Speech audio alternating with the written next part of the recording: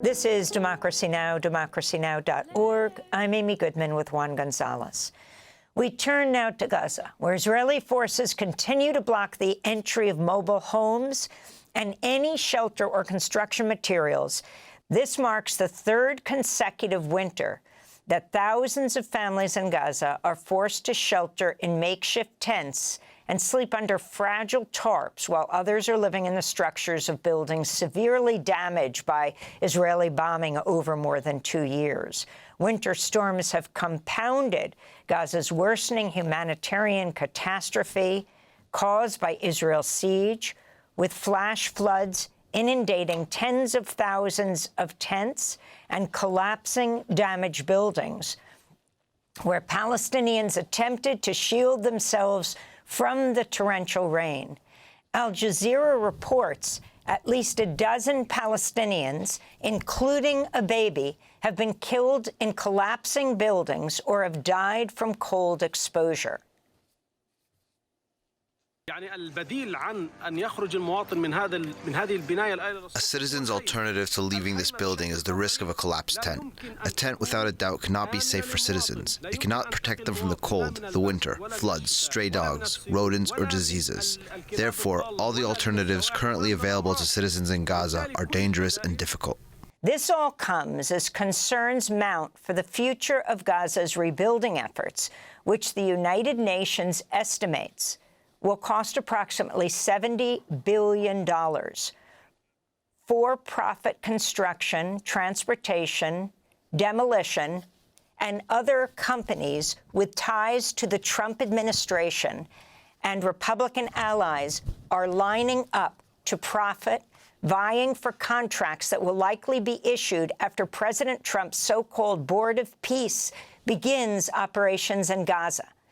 This is at the heart of a new investigation published by The Guardian that's titled, "They're Trying to Get Rich Off It. U.S. Contractors Vie to Rebuild Gaza with Alligator Alcatraz Team in the Lead." We are joined now by the co-author of the piece, the Emmy award-winning investigative journalist, Aram Roston, senior political enterprise reporter for The Guardian U.S. Aram, welcome back to Democracy Now! Explain exactly what's happening. Who is this team that built Alligator Alcatraz in Florida, and what do they have to do with Gaza? Thank you, Amy. So, Kate Brown, my colleague, and I wrote this story. What we looked at is the budding plans to rebuild Gaza if in fact this UN-approved plan of Trump's moved forward. And what we found is really two things. One is there's an effort by White House officials to sort of get ahead of this plan for a, quote, Board of Peace run by Trump that would rebuild Gaza. Two of the staffers on it are ex-Doge. They used to work on the Elon Musk team. And they're the ones sort of talking to contractors and trying to plot out things, although there's no authority to issue contracts yet. We found that the lead, it seemed, at this point when we wrote the story, was a company that was involved in building this what's nicknamed Alligator Alcatraz. Really, it's the South Florida detention center run by, the state of Florida to house immigrant detainees and really almost in conditions that are considered quite inhumane in this sort of swamp where it's incredibly hot and in a sort of tent city. So this company, which was it's run by a very politically connected entrepreneur named Matt Mitchelson. It seemed to be in the lead in this project to handle logistics, which is the main thing at this point that'll be necessary in Gaza. I will say, by the way, when we spoke to this entrepreneur, as soon as we talked to him on Friday, as we put in the story, he announced to us, he said he hadn't told his staff this, he was pulling out of the effort immediately. So it was a little confusing to us that as soon as we talked to him, he said our questions had pushed him to pull out of the entire Gaza effort for now. What's the name of the company? Aram, you mentioned these two officials who are leading the task force. Could you talk about them and the planning document that you found? One of them, Adam Hoffman, is a 25-year-old Princeton graduate. So the name of the company, first I should add, was called Gotham's LLC. It was founded in 2019, and it quickly it got contracts with hundreds and hundreds of millions in Texas, and then Florida. It got contracts, and the state level really, and its founder was donating large amounts to politicians in the state level. And then your question, one about Adam Hoffman is really on point. Adam Hoffman he seems to be 25 years old. He's been a conservative activist and a writer who advocates positions that are very pro-Israel. And then he ended up at Doge in March.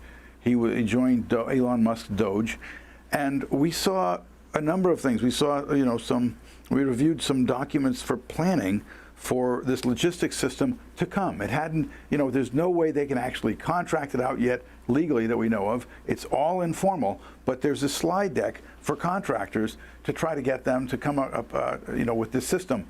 They've already got prices per truck. Humanitarian trucks would pay $2,000 each, and commercial trucks would pay, I think it's $12,000 each to this company. And then we saw this bid prepared by this company, Gotham's, submitting a sort of proposal. Again, it all seems to be informal, but it's all in the hopes of whenever reconstruction really gets going and that money gets flowing, it seems they want it. And you're talking here about 2,000 or 12,000 per truckload? That's what's in the documents we saw, yeah. So that would be a phenomenal amount of money if you're talking about hundreds and hundreds of trucks coming in per day, wouldn't it? I mean, the math as we did, it said $1.7 billion a year, and it seems to be for the one we saw was for three years. Now, if you don't mind my pointing out, the White House sort of got back to us, and they said we misinterpreted, and it was all just planning. They're not issuing contracts yet. But we wrote that in the story. That's the case. It's not. There's no formal legal way that we know of that contracts can be issued. It's just people all lining up, and all these contractors told us, people are all lining up for the spoils. They think this is a massive way. This is a massive amount of money. This one businessman we talked to said people are lining up and treating this the way they treated reconstruction in Iraq, which you'll remember was immensely profitable for people. Aram, in last year, Trump's son-in-law, former advisor Jared Kushner, weighed in on Israel's war on Gaza, saying Israel should move Palestinians out of Gaza, which he said contains very valuable waterfront property. He made the remarks during an event hosted by the Middle East Initiative at Harvard Kennedy School. In Gaza's waterfront property, it could be very valuable to if people would focus on kind of building up, livelihoods. You think about all the money that's gone into this tunnel network and into all the munitions. If that would have gone into education or innovation, what could have been done? And so I think that it's a little bit of an unfortunate situation there. But I think from Israel's perspective, I would do my best to move the people out and then clean it up. But I don't think that Israel has stated that they don't want the people to move back there afterwards. So that was Jared Kushner last year. I'm wondering if you can comment on this. And these contracts that you've been talking about can't be issued until Trump's so-called Board of Peace begins its operation in Gaza. Can you talk about the role of Jared Kushner, Steve Witkoff, Aryeh Lightstone, who are leading Trump's Gaza task force? So, yeah, as you say, they're leading the task force. Jared Kushner said that. It was extraordinary when he did. It's unclear. He's not saying that right now. He's not promoting that right now. So we don't have any clue what the real, there's been, the real plan there. Is it going to be these resorts or condos that they're planning on top of what used to be housing for Palestinians? Or we don't know what their actual plans are. And he hasn't issued, there's no public plan by the UN. What they are saying is there's going to be, there's this board, there's this working group, this committee. Then there's supposed to be eventually this Board of Peace chaired by Trump. it's unclear who's going to be on it, but it's going to be heads of state. And then underneath that, there'll be another committee or two, sort of, and there'll be purportedly a Palestinian technocratic committee that will actually issue things. Nobody knows how, land rights will work. Who will, if somebody ends up building condos on a part of Gaza, who would, be compensated for the loss of their land? Nobody knows any of this. Patrick, we have only about a minute left, but I wanted to ask you about another topic, an article you wrote about in October, the CIA playing a most important part in these Trump administration attacks on boats in the Caribbean. We've just had news that 3 more boats have been attacked by the United States and 8 people killed. What is the CIA's involvement in this series of attacks? Well, what I reported back then was that the CIA is providing the most important part because they're providing the intelligence, picking which boats, and they pass the information on to the military, which does the strikes. The drones, we believe they're drones that are launching these missiles like Hellfires. The CIA is providing the information and what you'd call evidence, but it's not evidence, it's intelligence about where drugs are, how many people are on the boat, where it left, where it's going to, and whether there's been sort of radio traffic from it that they can use to, triangulate what it's doing. I think that's why, or the sources said it was the most important part of it because it's the intelligence. And the CIA, its role hadn't been sort of described yet. It plays this key role in picking, the targets that are chosen by the military for destruction. Aram Roston, I want to thank you for being with us. Emmy award-winning reporter. He writes for The Guardian U.S. We'll link to your piece. They're trying to get rich off it. U.S. contractors vie to rebuild Gaza with Alligator Alcatraz team in the lead. Aram is also the author of the book, The Man Who Pushed America to War, The Extraordinary Life, Adventures, and Obsessions of Ahmed Chalabi. That does it for our show. I am Amy Goodman with Juan Gonzalez for another edition of Democracy Now!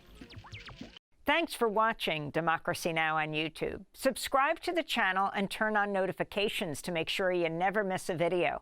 And for more of our audience-supported journalism, go to democracynow.org, where you can download our news app, sign up for our newsletter, subscribe to the daily podcast, and so much more.